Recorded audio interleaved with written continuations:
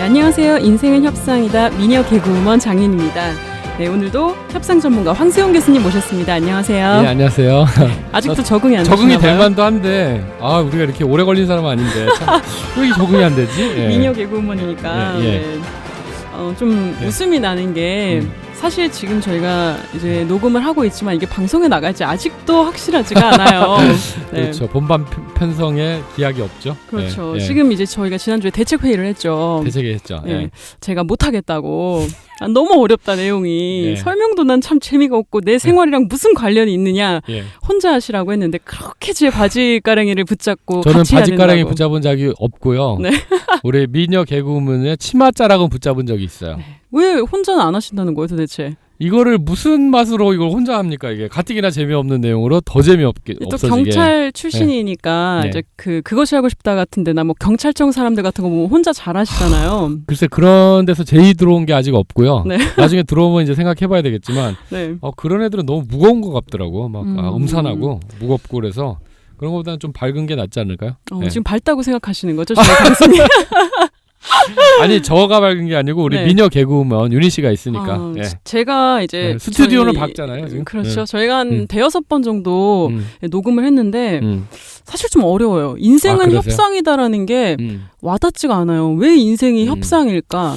저도 이걸 굉장히 고민을 많이 하고 있는데 네. 다른 말로 하면 우리 사회 갈등이 많잖아요. 가정이나 직장이나 네. 뭐 이렇게. 그래서 그런 갈등을 좀 슬기롭게 해결해보자. 네. 갈등 해결의 방법? 뭐 그 정도 생각하시면 될 것 같아요. 그럼 이제 여러 가지 네. 뭐 협상의 사례들이 우리 생활에 결국에는, 좀 밀접하게 일상생활에서 겪는 갈등들을 좀 얘기해본다라고 편안하게 생각하시면 어떨까요? 편안하게 생각을 하려고 굉장히 노력을 하는데 이제 어려운 용어와 영어가 난무하는 방송. 이제 아마 오늘부터는 영어가 거의 안 나올 거예요. 그래요? 네. 마음 네. 좀 비워도 되죠? 비워도 됩니다. 편안하게. 예. 지난주에 제가 잠을 못 자고 와가지고 혹시 굉장히 영어 울렁증? 그것도 있고 잠도 못 자서 오늘 네. 12시간을 자고 왔어요. 그래서 이렇게 뽀샤시 하시군요. 컨디션 굉장히 좋습니다. 굉장히 좋아 보이십니다. 네. 예. 이제 오늘 또 어려운 얘기 하시면 저는 바로 박차고 나가겠습니다. 쉬운 걸로 가봅시다. 예. 네. 이제 오늘은 어떤 협상 사례를 말씀해 주실 건가요? 오늘은 이제 우리 엄마 불쌍해서 어떡해요라는 주제로 얘기를 해볼 건데 네. 어떤 여학생의 얘기예요. 네. 이 여학생의 얘기를 좀 이렇게 압축해서 네. 얘기를 한번 해보겠습니다. 네. 우리 엄마 불쌍해서 어떡해요. 예. 정말 좀 뭔가 제목부터 쉬워요 벌써. 쉬워요? 네. 엄마가 불쌍한 거 같죠, 그죠? 예.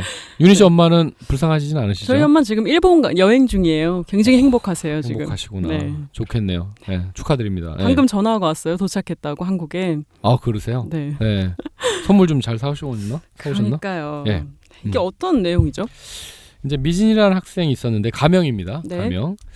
이 그 학생이 어릴 때 아버지가 일찍 돌아가셨어요. 네. 그래갖고 이제 어머니랑 둘이만 살았는데 네. 어머니가 중간에 다른 남자를 만납니다. 근데 자기보다 연하남을 만나요. 젊은 남자를. 부럽네요. 네. 그래서 이제 한 중학교 2학년 때쯤 됐을 때 한 남자를 데려오는데 엄마보다는 한 3살 정도 많은 사람. 네. 근데 이렇게 딱 봤는데 미진이는 처음부터 그 사람이 별로 마음에 들지 않는 거예요. 근데 엄마가 그동안 여자 혼자 이렇게 애를 키운다는 게 쉬운 게 아니잖아요. 그렇죠. 그래서 남자를 이렇게 데리고 오니까 뭐라고 말은 못했어요. 받아들이는 수밖에 없었죠. 처음엔 좀 친하게 지내려고 그 남자분 미진이한테는 뭐가 되나요? 새아빠죠. 새아빠가 그렇죠. 노력을 조금은 했대요. 네. 근데 이제 미진이도 어떻게든 뭐 내키지는 않았지만 받아들이려고 이렇게 노력을 했는데 네. 얼마 가지 않았어요. 그래서 금방 이제 본색을 드러내기 시작했습니다. 그러면서 미진이한테 이제 껄핏하면 엄마한테도 네. 시비를 걸고 엄마를 때리기 시작했어요. 그리고 이제 미진이한테도 시비를 걸어가지고 때리기 시작했어요. 굉장히 좀 폭력적인 남자였어요. 그래서 이제 뭐 상습적으로 네. 이제 거의 눈만 뜨면 때렸다고 미진이는 얘기하는데 네. 술 마시고 와도 때리고 막 폭언하고 그런 게 이제 자꾸 반복이 됐습니다. 근데 그러다가 좀 지나니까 도저히 이제 새아빠하고는 못 살겠는 거예요. 그렇죠. 그래가지고 가출을 결심합니다. 네. 친구 이제 연설하는 친구가 있었는데 그 친구네 집에 가서 자본 적이 몇 번 있는 거예요. 네. 무작정 나와갖고 처음에 이제 연서의 집에 가서 있다가 거기도 너무 오래 있기는 눈치 보이는 거예요. 네. 그래갖고 이제 구인 광고, 벼룩신문 뭐 이런 거를 보면서 일자리를 찾았어요. 처음에는 이제 봉제 공장에서 숙식을 제공한대. 그런 데 많잖아요. 그 어린 학생이 공장을 또 그래서 이제 거기 가서 조수로 네. 처음에 또 정직원도 아니고 조수로 이렇게 생활을 좀 했는데 그거 그 일을 하는 것도 굉장히 또 쉽지 않았어요. 그쵸. 조수 생활이라는 게 네. 돈도 많이 주는 것도 아니고 그러다가 여기저기 하는데 어느 경호업체에서 여자 경호원을 뽑는다는 거예요. 이 친구가 좀 체격이 좀 있었어요. 네. 그래서 그 경호업체에 가서 일을 하고 뭐 이래저래 하면서 여기저기 떠돌아다녔어요. 굉장히 파란만장하네요. 네, 학생이. 어릴 때부터 힘들게 이제 여기저기 자기가 알바해서 생활을 하다가 네. 24살쯤 됐을 때 엄마한테 전화가 와요.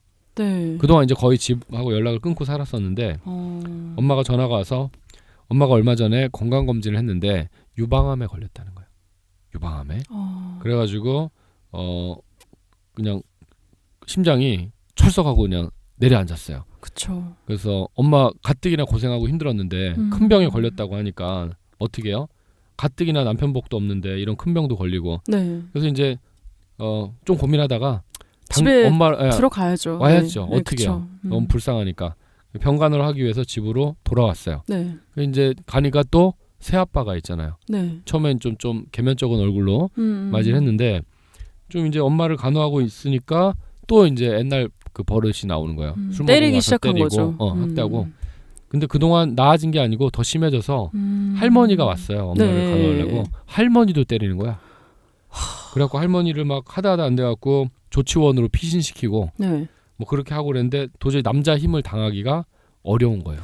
근데 이런 경우가 은근히 있어요. 가정폭력 사건도 꽤 있는데 음. 가족이기 때문에 신고도 하기가 힘들고 신고하면 또 가족 중에 한 사람이 반대하고 그런 경우 굉장히 많거든요. 그러니까 저도 이제 어릴 때 어떻게 보면 가정폭력 가정에 자라는데 네. 저는 뭐 새아버지는 아니고 저희 친아버지가 네. 우리 사연을 간단히 얘기하자면 이게 좀 길긴 한데 네. 간단히 압축해서 저희 할아버지가 방공운동을 하시다가 네. 6.25 끝날 때 이 그 베트공들이 그러니까 공산군들이 괴뢰군들이 지금 말로 하면 이제 테러를 가했어요. 주무시는 분을 끌어내갖고 몽둥이 찜질을 합니다. 그때 아유. 뒤통수를 잘못 맞아서 약간 이상해지셨어요. 네. 그러니까 본처를 내쫓고 이제 그 후처를 드리는데 저희 아버지 입장에서 보면 계모죠. 그렇죠. 계모가 이제 계모살이를 시키는데 막 한겨울에도 이 그 쇠로 된 한바 네. 양동이에다가 뭐 물건 담아가지고 시장에 가서 팔아와라. 그럼 그럼 시장이 십리길이에요. 그리고 옛날에 면 팬티도 없어.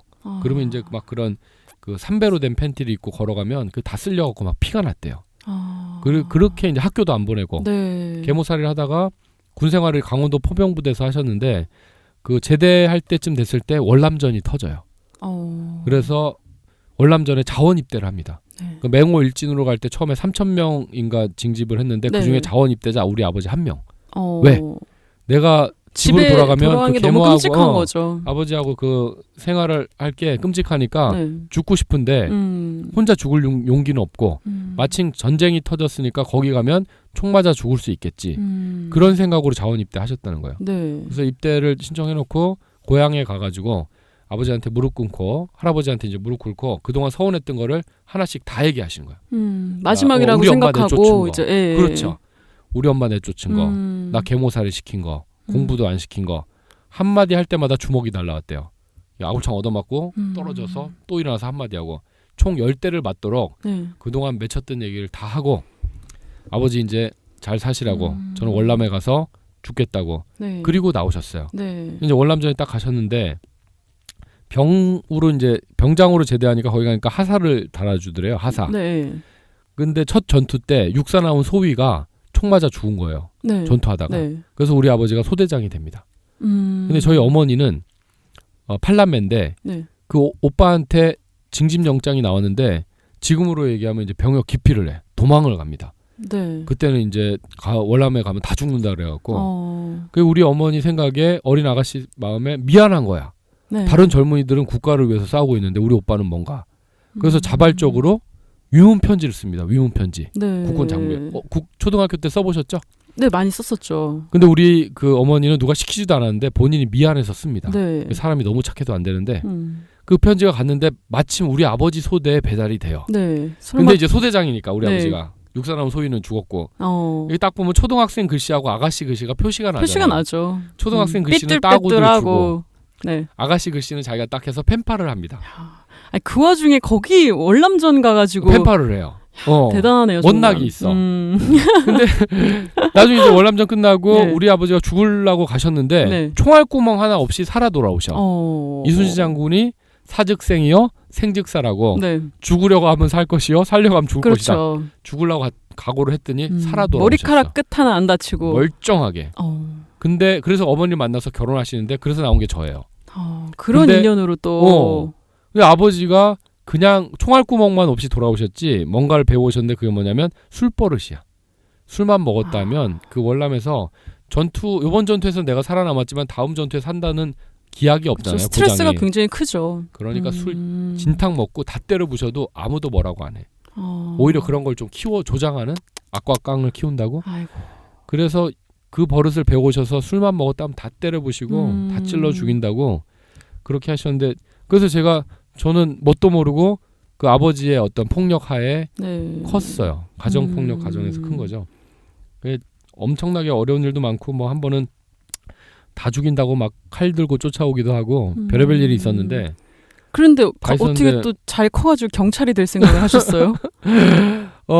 근데 이제 제가 어릴 때부터 공부는 곧잘 했는데 우리 그 어머니가 너무 힘들어서 제가 초등학교 때는 엄마 보고 도망가라. 이런 남자랑 어떻게 사냐. 그때 엄마가 내가 니들을 놔두고 저 말고 남동생이 하나 더 있었거든요. 어떻게 가냐고 저하고 이제 끌어안고 펑펑 1시간을 울었어요. 저 때문에 버티시는데 저라도 열심히 안 하면 엄마는 버틸 힘이 없는 거예요. 그래서 제가 좀 열심히 했던 것 같아요. 엄마를 살리려고. 지금 미진이랑 좀 사례가 비슷하네요. 좀 다른 얘기지. 미진이는 약간 가출을 했고 저는 남아서 엄마하고 계속 투쟁을 한 거죠. 가정 상황은 좀 그래도 비슷하네요. 가정 상황은 비슷하죠. 그러면은 이제 미진이 어머니는 또 암에 걸린 상태였는데 그 상태로 이제 폭력이 계속 가해진 거잖아요.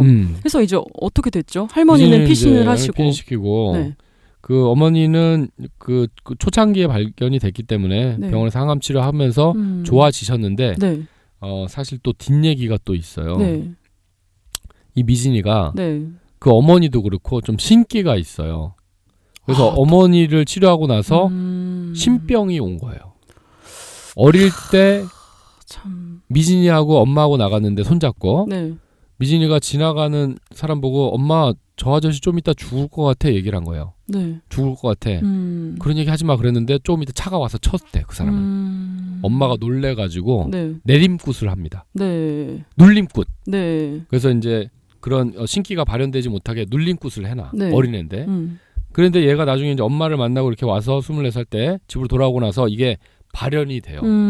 신병이 오기 시작하는데 미치겠더라는 거예요. 그래서 뭐 지가 죽으려고 뭐 육교에서도 뛰어보고 별짓을 다 했다는데 안 되더라는 거예요. 결국에는 그걸 안 받아들이면 주변 사람이 아프다라고 누가 얘기를 하더래요. 어디 가서 물어봤더니 근데 엄마가 지금 아프잖아. 그래서 더 아프면 안 되겠다 싶어갖고 결국에는 신내림을 받습니다. 신내림을 받아요. 그래가지고 우리나라에 알만한 그 큰 무당분을 찾아가서 그분을 신엄마로 모시고 내림굿을 해갖고 나중에 이제 그 길로 나서게 돼요. 정말 기구한. 지금 이 얘기가 협상이랑 어떤 관련이 아무 상관없죠. 도대체 굉장히 지금 긴 시간을 한참 얘기를 들었는데 제가 말씀드렸지만 너무 어렵게 뭐 협상 우리 어마무시한 인질 사건 이런 것만 얘기하지 않을 거고요. 우리가 그냥 사는 얘기 할 거예요. 근데 그 핵심에 이제 갈등. 그래서 여기 미진을 보면 뒤에 얘기는 좀 삼천포로 빠졌는데 아버지하고 갈등, 어머니하고 갈등, 이제 가정 갈등을 겪는데 이런 것들이 이제 증폭되게 되면 그게 위기 상황으로 발전하는 거거든요. 사실은 미진이 가정에 굉장한 위기가 왔어요. 어떤 위기가 왔죠? 아빠가 엄마를 때리고 미진이도 때리잖아요. 뭐 할머니까지도 때리고 그런 게 이제 신고가 돼서 경찰이 출동하게 되면 대치 상황이 될 수가 있는 거죠. 그랬군요. 참. 그래서 이게 보면 그 미진이 어머니도 참 기구하시고 미진이도 정말 기구한데 그 어려운 과정에 이런 아빠 새로운 남자분이라도 좀 보듬어주고 얘기를 들어주고 상처를 어루만질 수 있는 사람이 들어왔다면 이 가정이 좀 더 나은 방향으로 갈 수 있었을 것 같은데 오히려 더 갈등을 유발하는 사람이 들어온 거예요. 이걸 알면 결혼 안 하겠죠. 미래를 알 수 있다면. 근데 어떤 배우자가 어떻게 할지, 저 남자가 앞으로 어떻게 할지는 살아봐야 아는 건지 미리 어떻게 알겠어요. 그렇죠. 그럼 이런 미진이 같은 상황이라면 어떻게 해야 될 것 같아요, 황 교수님 입장에서는? 별로 정말 답이 없는데. 답이 없어요. 일단 제가 들었을 때도 전 이혼을 하는 게 좋을 것 같은데 지금 뭐 어머니가 또 암에 걸린 상태니까 또 복잡하게 일을 처리하는 게 스트레스로 올 수도 있잖아요. 그렇죠. 어떻게 해야 될까요? 이런 상황에서 집을 나올 수도 없고 같이 살면서 그 모습을 보기도 힘들고 어떻게 될지. 사실 굉장히 좀 어려운 얘기입니다. 지금은 어머니도 굉장히 병에 걸려 있고 하기 때문에 네. 일단은 치료하는데 되게 집중을 해야 될 것 같고 그리고 아버지에 대한 새아버지에 대한 교육이 필요할 것 같아요. 그분을 바꾸지 않으면 제가 볼 때 이런 집은 가정을 유지해가기가 정말 어려운. 그래서 교회라든가 어디 이런 데 보면 막 아버지 학교 이런 것도 있고 네, 그렇죠. 아빠 학교 이런 거 있잖아요. 근데 이제 그런 거라도 가시던가 그렇게 해서 내가 이제 교육을 시킬 수 있다면 어디로 모셔서 참 좋은데 그런 분이라면 이렇게 때리지 않았을 거예요. 그렇죠. 암에 걸린 그런 어머니를. 교육을 잘 안 가요. 그러니까요. 참. 그러면 이제 저희 그 여성가족부 산하의 가정폭력 방지 본부라고 있거든요. 네. 거기에 보면 이제 상담하는 선생님들이 있습니다. 네. 그런 분들한테 가서 일단 엄마하고 미진이부터 상담을 하고 네. 그 다음에 아버지까지 오시라고 해서 네. 좀 상담을 같이 받고 그래서 가족 상담을 좀 받아서 어떻게 하면 우리가 서로 상처 주지 않고 앞으로 잘 나갈 수 있을까 이런 걸 이제 조금씩 얘기하다 보면 그럼 이제 적절한 시점에 아버지한테 교육도 권할 수 있을 것 같고 네. 그런 전문가들의 좀 도움을 받아야 되지 않을까? 이 정도 상황이 되면 일단 미진이 입장에서도 지금은 이 어머니가 맞고 이런 폭력의 문제가 커서 그런데 이게 나중에 해결이 된다 하더라도 미진이 안에 상처나 그런 심리 치료가 굉장히 필요할 것 같아요. 미진이도 치료 받아야죠. 네, 어릴 적부터 계속 트라우마가 있고 아르바이트를 하면서 생활하고 가출해서 생활을 했기 때문에 상처가 굉장히 클 것 같다는 생각이 드네요. 저희 아버지도 이제 제가 어릴 때는 되게 미워했는데 세월 지나가서 이렇게 보니까 제가 이제 살면서 보니까 이해되는 부분이 굉장히 많이 있어요. 그리고 저희 아버지도 어떻게 보면 아동학대 피해자신 거잖아요. 그렇죠. 그러니까